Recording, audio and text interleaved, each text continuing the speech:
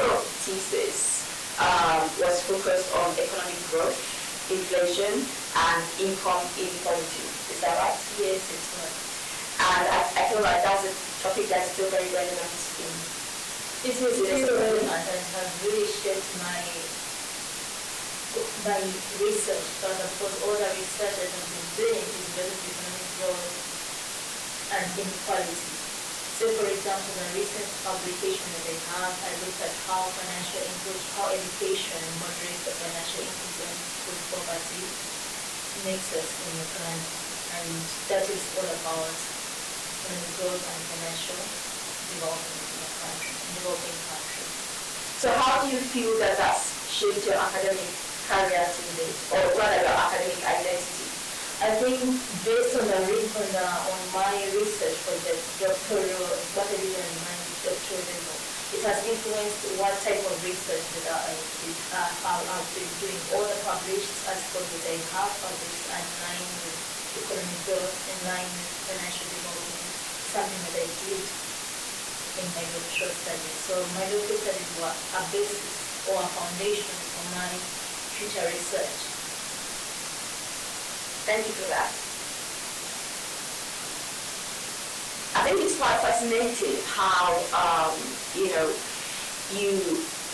how the actual doctoral journey really transforms you as an individual and as a professional as well. And it's interesting to see how you actually carry that over into what you're still doing today, even though you are kind of like not teaching economics, you're teaching more the business and management.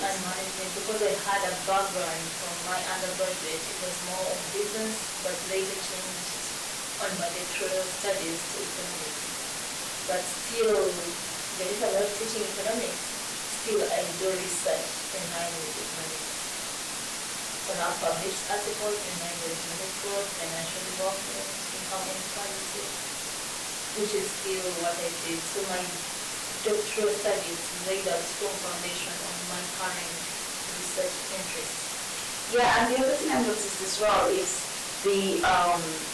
that you've actually worked across a few institutions, and so you've actually experienced different types of academic cultures across these institutions. Imagine. So I'm curious, how have the different academic cultures actually influenced your approach to leadership and teaching? Do you feel that it's influenced it in any way? It has influenced it. At the first time when I was just teaching as just a graduate teaching assistant, so just learning to manage a class. But later I took on more roles such as module leadership in different universities. There's the university as a module director for the corporate finance module. Then I moved on to Kawaii University where I lectured in different courses and being a module to various courses in Chinese. Then now I'm currently a module editor for the accounting and finance for decision making at USN University. So that helped me develop my way of dealing with a team, my module leadership, the skills and dealing with the team of literally working on my module.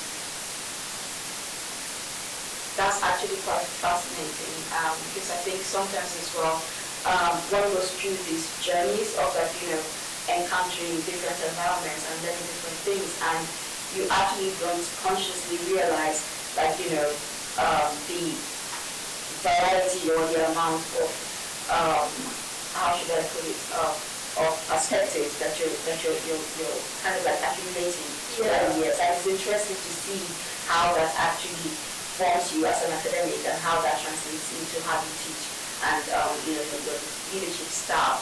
And just linking that as well to to careers.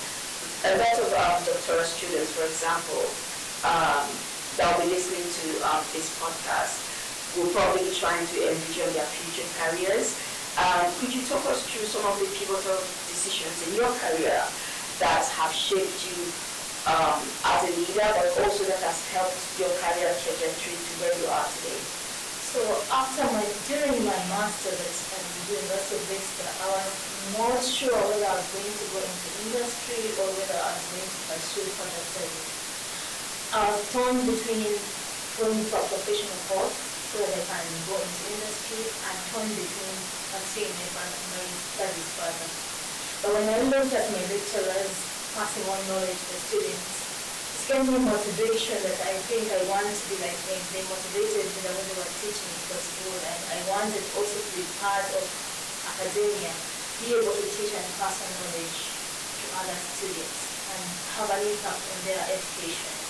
So that's also motivated, that passion led me to think that I had to pursue a PhD and pursue my career in academia. So I chose to go into academia and be able to become a successful teacher, passing on knowledge to the future generation.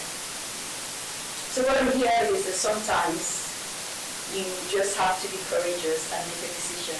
Of course, and sometimes you have to follow your heart, Your passion, what you desire to do in the future. And also have to be confident and follow the decision. Be brave. If you've taken that decision, try to pursue it. Yeah, so just follow through with it and, really do everything best. Yeah.